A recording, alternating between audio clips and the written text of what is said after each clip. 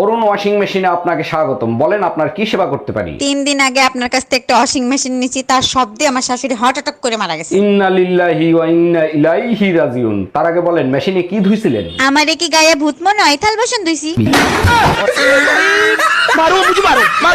তোমার কিসের এত দুঃখ?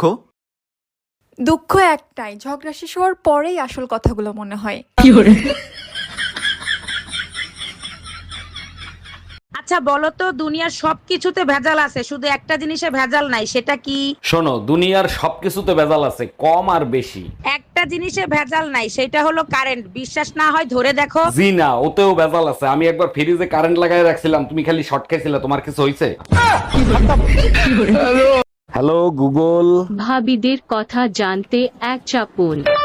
আশেপাশের ভাবিরা আমাকে দেখলেই ইশারায় ডাকে, তারা কি আমার প্রেমে পড়ছে? ভাবিরা হলো ওয়াইফাইয়ের মতো, সিগন্যাল সবাইরে দেয়, পাসওয়ার্ড দেয় না।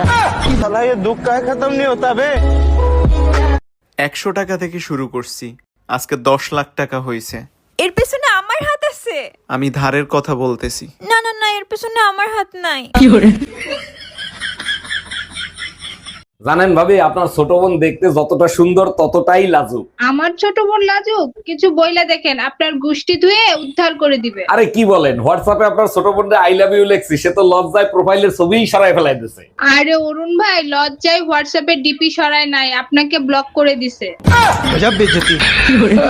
তোমাকে কতবার বলছি ঘরের ভিতর যতক্ষণ থাকবা পা কাঁপাবা না, এতে অশান্তি আসে। তোমার থেকে বড় অশান্তি এই দুনিয়াতে আর আছে যে আসবে?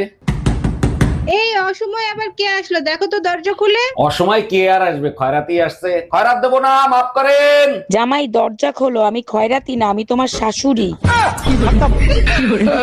অরুণ ভাই, গরমের দিনে আপনি আর ভাবি যে পরিমাণ ঝগড়া করেন, শীতের দিনে করেন না কেন?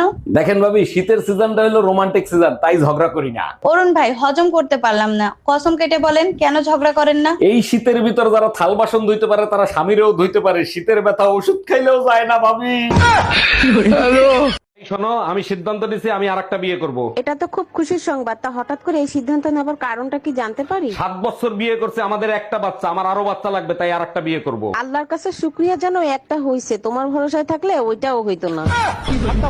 যখনই বাসায় আসো তখনই হিসেব নিকেশ করো। কিসের হিসেব নিকাশ করো তুমি? জানো মায়া, বিয়ের সময় 5 লাখ ছিল, এখন 50 লাখ হয়ে গেছে।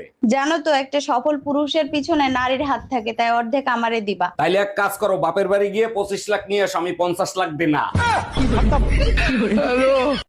ওই ঘটনা শুনছো নাকি? কালকে রাত্রে সাদিয়া নাকি পালাইজা বিয়ে করছে।